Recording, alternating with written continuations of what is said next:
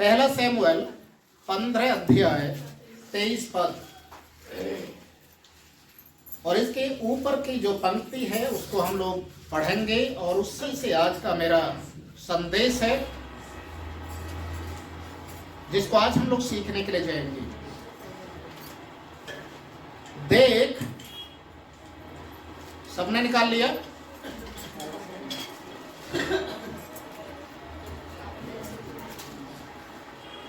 पंद्रह अध्याय उसका 23 पद।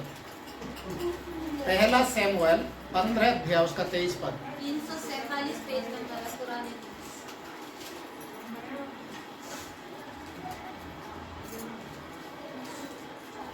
कोई भी एक ऊंची आवाज में पढ़े।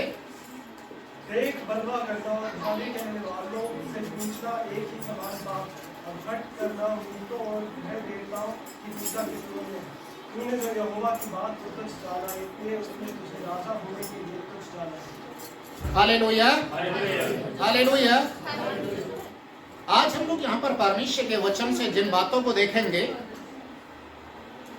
ये उस समय की घटना है जब इस्राएल देश का राजा साउल, उसने उस कार्य को किया जिसको परमेश्वर नहीं चाहता था कि साउल करे। साउल चाहता था कि मैं इजरायली लोगों के बीच में अपने आप को बढ़ा करके दिखाऊं, पर परमेश्वर चाहता था कि तू शमूएल मेरे दास के अधीन में रहे। और परमेश्वर का वचन हमें इस बात को सिखाता है कि जब साउल राजा ने परमेश्वर के दास के नहीं सुना, परमेश्वर के नहीं सुना और अपनी मन की मर्जी के अनुसार उस कार्य को किया जिसको करना अनुचित था, तो बाइबल में लिखा है परमेश्वर ने साउल को राजा होने के अयोग्य जान लिया। Hallelujah, hallelujah. परमेश्वर के वचन में साफ लिखा हुआ है कि साउल ने जिस कार्य को करने के लिए मना किया था, उस काम को किया, तो उसके कारण से परमेश्वर को ये बुरा लगा और कहा राजा साउल मेरे लिए अब राजा होने के अयोग्य ठहरा है। और वचन में लिखा है यहां पर, देख, वलवा करना और भावी कहने वालों से पूछना एक ही समान पाप है, और हट करना मूर्तों और ग्रह देवताओं की पूजा के तुल्य है।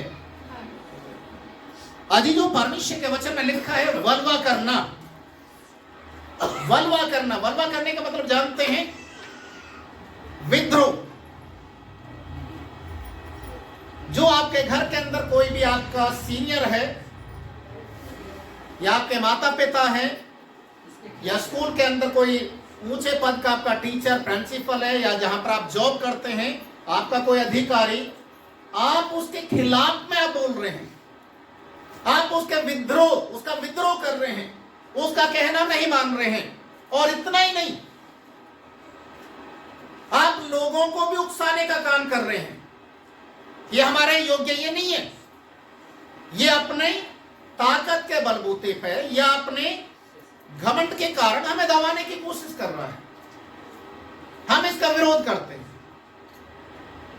आपको मालूम है हमारे देश के अंदर बहुत सारे ऐसे कानून बन जाते हैं या कई जगह कुछ ऐसी घटनाएं घट जाती हैं, तो उसका विरोध करने के लिए लोग सड़कों पर आ जाते हैं, जंतर मंतर आ जाते हैं, रामलीला मैदान पर इकट्ठे हो जाते हैं, संसद भवन के सामने खड़े हो जाते हैं, और वो अपना विरोध को प्रदर्शन करते हैं कि हम इस चीज के खिलाफ में हैं, जो बोला गया है, जो किया गया, जो घटना घटी है, जैसे मणिपुर की घटना थी, हम इसके खिलाफ में हैं।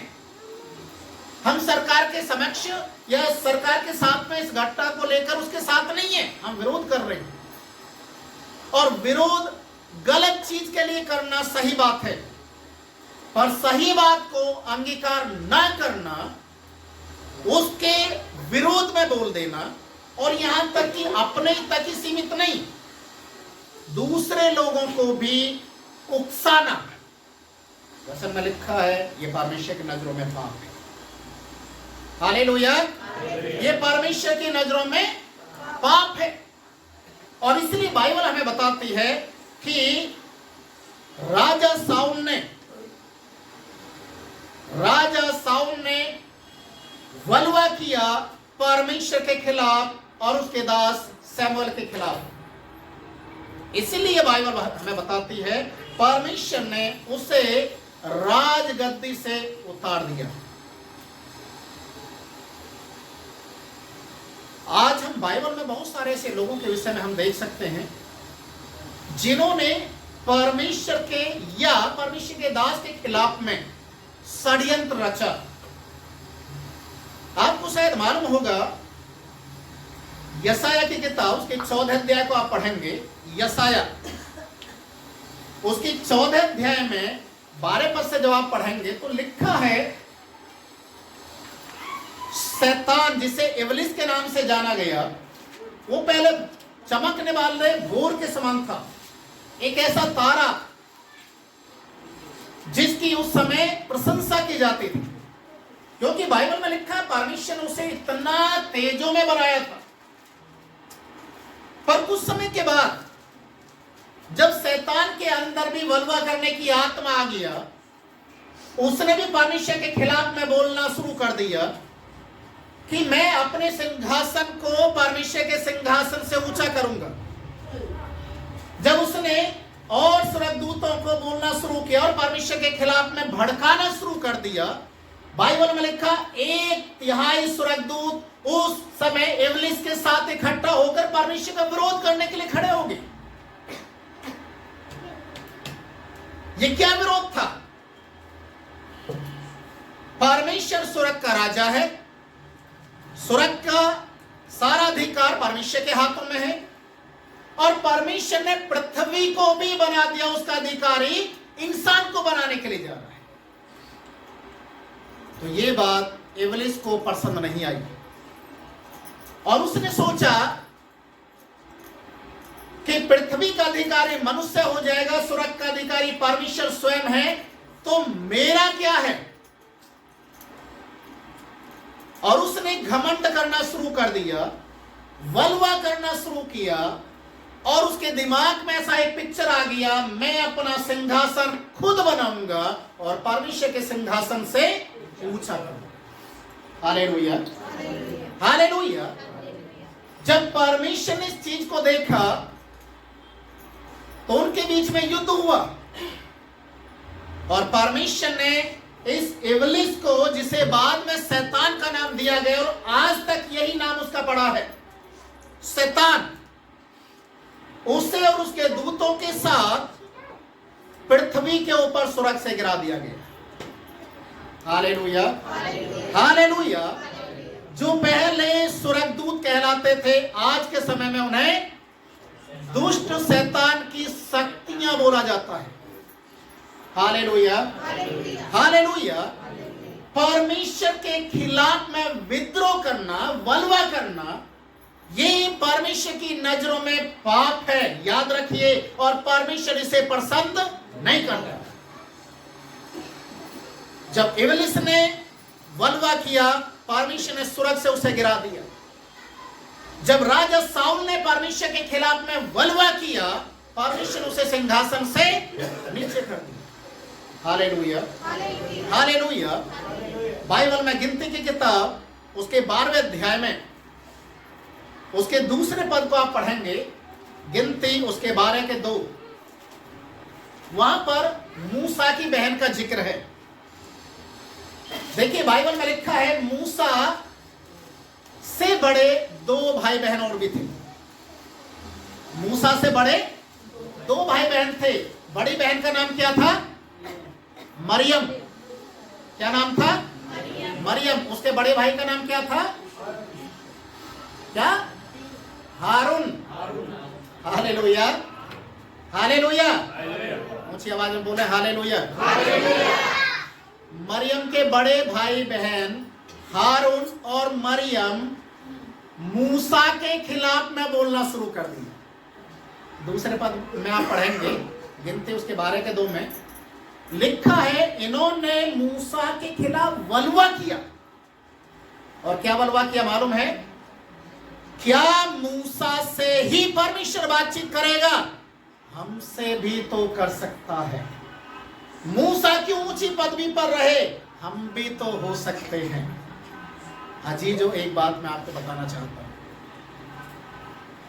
आपका फिजिकली रिलेशनशिप, संसारिक रिश्ता, चाहे आपके बड़े हों चाहे छोटे हों, परमेश्वर की नजरों में वो वैल्यूबल नहीं है। परमेश्वर की नजरों में क्या वैल्यूबल है? जो प्रभु का चुना हुआ है। हालेलुया। वो घर में छोटा हो सकता है, वो घर में बीच वाला हो सकता है, वो सेकंड नंबर का हो सकता है, चाहे वो पहले नंबर का हो सकता है। परमेश्वर उसी को चुनता और उसी को आदर के योग्य बनाता जो परमेश्वर के लिए तैयार है। हालेलुया। पर मरियम और यूसुफ ने क्या सोचा, हारून ने क्या सोचा? हम इसके बड़े हैं, मूसा हमसे छोटा है, तो क्यों परमेश्वर मूसा से बातचीत करेगा? हम क्यों नहीं लोगों की अगुवाई कर सकते हैं? और बाइबल में लिखा वो वलवा करना शुरू। लोगों को भी इस चीज को देखकर वहां पर बहुत एक ऐसा माहौल बन गया कि यूसुफ, हारून और मरियम को लोग देख रहे थे कि सगे भाई बहन मूसा के खिलाफ में हो रहे हैं। उसके 10 पद से जब आप पढ़ेंगे, गिनती उसका 12 का 10, तो लिखा है, परमेश्वर को गुस्सा आ गया। परमेश्वर को गुस्सा आ गया और मरियम के साथ वो हुआ जो उसने कभी सपने में नहीं सोचा था। क्या हुआ मालूम है? उसका पूरा शरीर सर से पांव तक कोढ़ से भर गया। हालेलुया। और परमेश्वर क्या कहता मालूम है? तूने मेरे चुने हुए दास के खिलाफ में वलवा किया है, वो मेरा चुना हुआ है, इसलिए मैं उससे बातचीत करूंगा, मैं तुझसे क्यों बातचीत करूं? हालेलुया।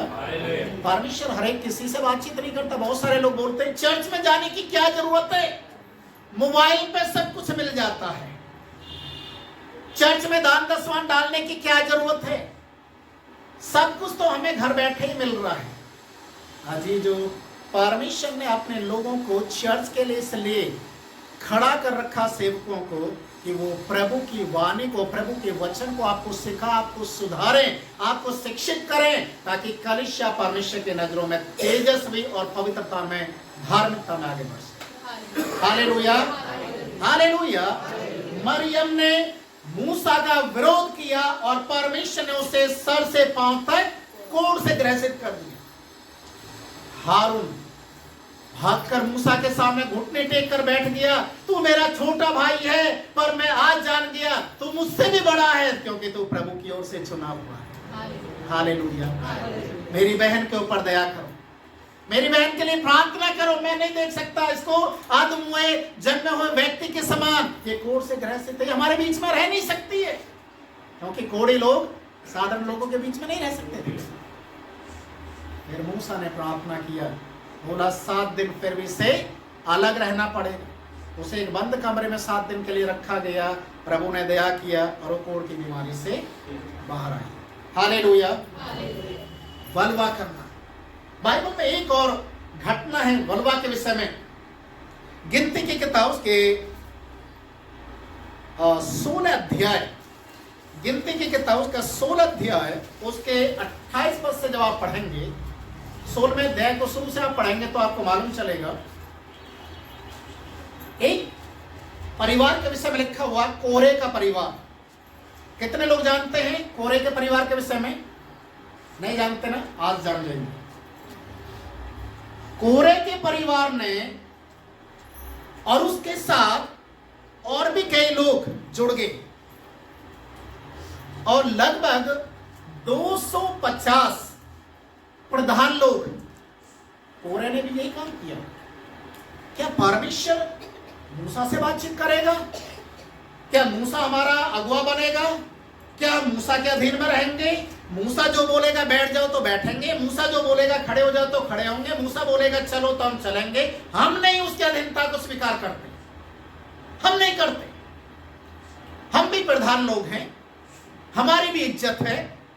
और याद रखें, कोरे का परिवार लेवी के घराने में आता है और लेवी को परमेश्वर ने अपनी सेवा के लिए चुना था। हालेलुया। फिर भी कोरे का परिवार, उसके साथ अबीनादाब भी जुड़ गया और भी कई लोग जुड़ गए और 250 प्रधान लोग, ये सब के सब इकट्ठे होकर मूसा के खिलाफ में आकर तंबू के सामने खड़े हो गए और बोलना शुरू कर दिया। हमें मूसा की अधीनता स्वीकार नहीं है। परमेश्वर हमारी भी सुनेगा, परमेश्वर हमसे भी बातचीत करेगा, परमेश्वर हमें भी खड़ा करेगा। हमें मूसा की अधीनता स्वीकार नहीं है।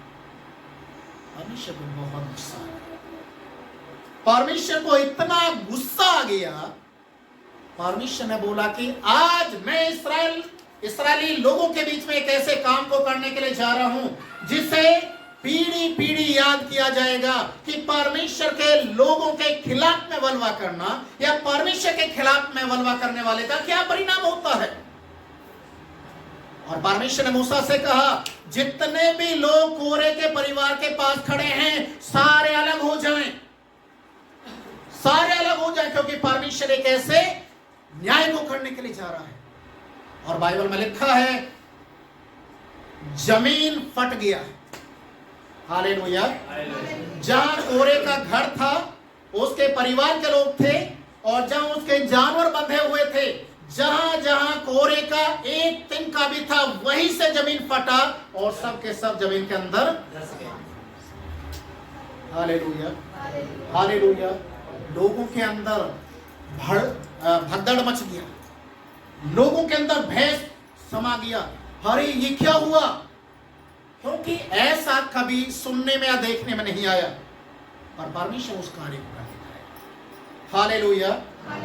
बलवा करना, याद रखिए, परमेश्वर के नजरों में पाप है। अगर परमेश्वर ने किसी को आपके ऊपर नियुक्त किया है, उसका आदर करना शुरू करें, उसका सम्मान करना शुरू करें। गलती से भी उसे बदनाम करने के लिए, उसका मजाक बनाने के लिए कोशिश ना करें, क्योंकि वो परमेश्वर का जन है। यदि हमारे ऊपर कोई प्रधान भी ठहरा है, कोई एमएलए, एमपी, प्रधानमंत्री, कोई भी हमारे ऊपर अगर परमेश्वर की ओर से ठहराया गया है, तो भी हम उसे भला बुरा ना बोले, उनके लिए प्रार्थना करें। Hallelujah, hallelujah. परमेश्वर के वचन में हमने देखा है कि किस तरीके से परमेश्वर ने बलवा करने वालों के खिलाफ में अपने न्याय को प्रकट किया। अजीजों, आज का जो संदेश है यहां पर लिखा हुआ है, बलवा करना और भावी कहने वालों से पूछना। ये दूसरा शब्द आता, भावी कहने वालों से पूछना। भावी कहने वालों का मतलब जानते हैं? भूत प्रेत की सिद्धि करने वाले लोगों के पास कितने लोग जाते हैं और पूछते हैं, हमारे घर में समस्या बना हुआ है, ये कैसे ठीक होगा, हमारे घर में ये हो गया, फलाना हो गया, ये हो गया। और कितने लोग फिर सलाह कैसे देते मालूम है? हरी मिर्च ले लेना, प्याज ले लेना, फलाना ले लेना, ये कर लेना, ऊपर से उबार कर चौराहे पर डाल देना, जिसका भी पैर लगेगा तेरी समस्या उसके साथ उसके घर चली जाएगी। और लोग ऐसा करते हैं, उल्टे सीधे कामों को करते हैं। हमारे आगे तो रोज ही जाते हैं। परमेश्वर का वचन कहता है, भावी कहने वालों के पास जाकर पूछना। हाथ देखने वाले, हस्तरेखा को दिखाने वाले ग्रह देवताओं के बारे में या नक्षत्र के बारे में पूछने वाले लोग भी परमेश्वर की नजरों में घिरने थे। Hallelujah, hallelujah. इसलिए परमेश्वर का वचन कहता है, हट करना, जिद करना। आपने देखा होगा कभी कभी हमारे बच्चे किसी चीज के लिए जिद करते हैं, हट करते हैं, हमें चाहिए तो चाहिए, नहीं पहनना तो नहीं पहनना, नहीं खाना तो नहीं खाना, जिद करते हैं। आप क्या करते हैं उस समय? अग्रवाल की दुकान पर जाकर 50 रुपए वाला समोसा लेके आएंगे, अच्छी मिठाई लेकर आएंगे, क्या करेंगे आप?